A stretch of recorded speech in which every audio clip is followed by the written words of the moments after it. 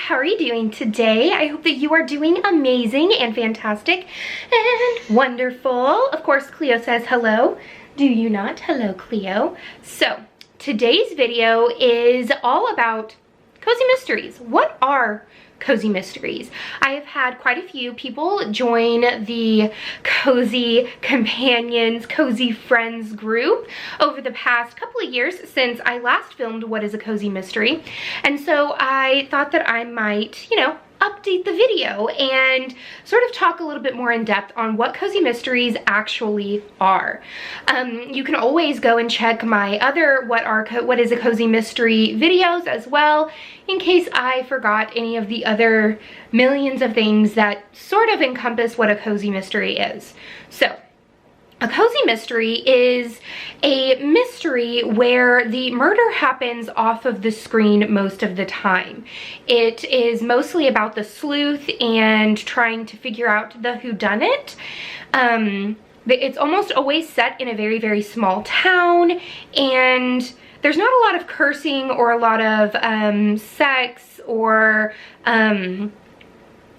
let's see, like everything's mostly off the screen. If there is sex or if there's romance or anything, there are a lot of tropes that go along with cozy mysteries, which I have done a video on the tropes for cozy mysteries. And I really, really enjoy them. I would say that the person who started cozy mysteries would be none other than Agatha Christie. So she is known as the queen of cozies, the mother of cozies, and so I chose 3 of her books that are sort of like 3 of the different types of cozies that she writes. So the very first one that I ever read was And Then There Were None.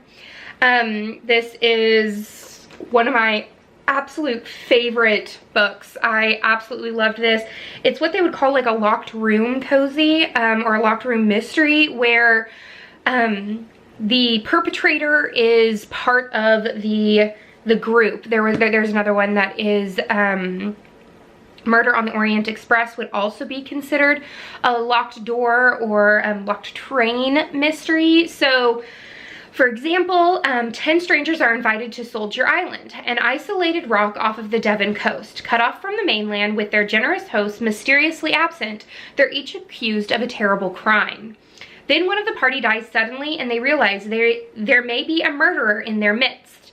A murderer who might strike again and again and again. And all the time, copies of a macabre nursery rhyme hang in each room.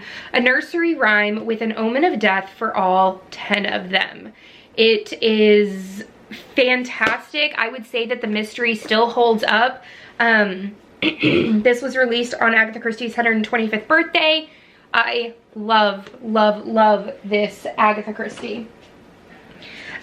You might also know Hercule Poirot. So this is one of the most recent ones that I read. In the Clocks, gorgeous cover. I absolutely love this edition.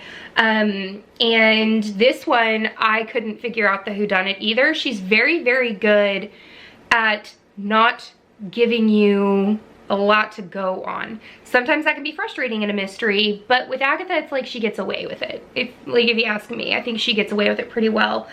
And so we've got Hercule Poirot, who is an investigator. He's sort of off to the side of the mystery for this one. But I did enjoy it. And then the coziest of cozies is a Miss Marple mystery. So this is a Caribbean mystery. And Miss Marple is just like this fantastic, feisty, older lady that she makes me love feisty older women. As Miss Marple sat basking in the Caribbean sunshine, she felt mildly discontented with life. True, the warmth eased her rheumatism, but here in paradise, nothing ever happened. Eventually, her interest was aroused by an old soldier's yarn about a murderer he had known. Infuriatingly, just as he was about to show her a snapshot of this acquaintance, the Major was suddenly interrupted. A diversion that was to prove fatal. These are sort of the beginning of cozy mysteries. If you want to go and read some classic cozies, I would highly, highly recommend. I also have a handful of cozy mysteries that I mean, cozy mysteries run the gamut. They are a subgenre of mysteries where they have themes. So you can get into baking cozies, beer cozies, you can get into sewing cozies, magical cat cozies.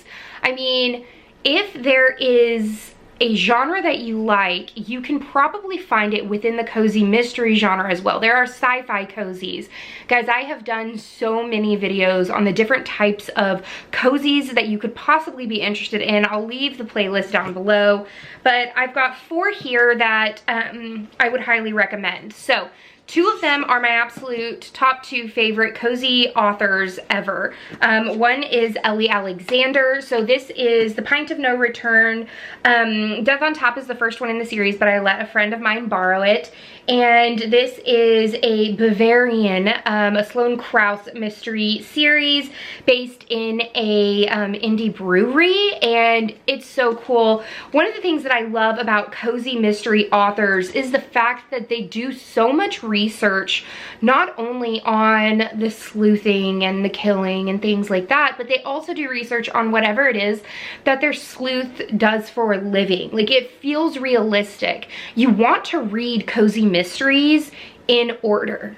Yes, each mystery and murder is in one book, and you will start at the beginning of a fresh murder and end with the whodunit at the end. You will, but you won't grow with the characters as well as you should, or really see them just grow and become these amazing fictional characters that they are. And one of the things I love about Ellie's writing is she almost always does like a mystery within a mystery in hers, and they span through multiple books, and that just gets me hooked. That's just one of my, I would say, I don't know, like my candy words. Like one of the things that like really pushes me to want to read more and pick up the next book in the series. So Ellie Alexander, go pick her up. She has multiple different books. I have done a pen name study with her where I talk about all of the books that she's written under the different names and everything like that. The next one, you guys aren't going to be shocked, is Ellery Adams. This is her newest book, Murder in the Cookbook Nook. Freaking loved it. Binge read it. It was fantastic. It's the 7th book in the Book of Treat mystery series. She writes tons of other ones though too. She writes The Secret Book and Scone Society. She also has a Magical Pie Shop mystery series. She just has so many. I haven't even read all of her backlist, and I want to. She writes almost literary in a cozy mystery kind of way. Which I absolutely I adore. I love the fact that I can, when I dive into an Ellery book, I know that she's gonna evoke more emotion in me. I have cried with Ellery Adams's books. Her writing series, oh my god, that gutted me.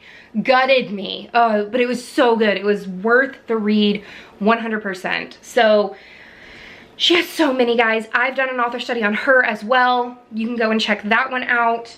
There are, of course, a growing amount of indie writers when it comes to cozy mysteries, and one of my favorites is London Lovett. This is her Port Danby series. This is Marigolds and Murder, the first one in the series. I super enjoy this series. I've read every single one of them in this series. She also writes, oh gosh, I'm reading her newest one right now, Murder in the Museum, I believe, or something along those lines. I'll pop it up here. I'm currently reading that, and that is for the Firefly Junction series that she writes. And then she also writes a 1920s historical fiction, and they're all indie, and they're short, they're sweet. You can binge read them really quickly. Another one is Agatha Frost. You can go and binge her Paradell mystery series. Freaking love them. So good. They're quick couple hour reads if you just really need to get like your itch for a mystery in. And then another one that I'm going to talk about is a sort of like cozy mystery for middle grade. So I read Nancy Springer's and Enola Holmes mystery series, Outsmarting the World's Greatest Sleuth. This is the Case of the Missing Marquis. This is the first book in the series. I have read the first 3 or 4 within the series, and I have really, really, really enjoyed it. I love the fact that, you know, they can get into sleuthing at such a young age. It makes my heart super happy, and this is just Enola Holmes, teenage girl turned savvy detective. When Enola Holmes, sister to the detective Sherlock Holmes, discovers her mother has disappeared, she quickly sets off to find her in London. But nothing can prepare her for what awaits. For when she arrives, she finds herself involved in the kidnapping of a young marquis and must flee murderous villains and elude her shrewd older brothers, all while trying to piece together clues to her mother's disappearance amid all the chaos. Can Enola find the marquis and her mother? It was good. I loved it. I liked it enough to go and purchase them more on my Kindle. Also watched the movie that goes along with it. A little bit different, so I recommend reading the book beforehand.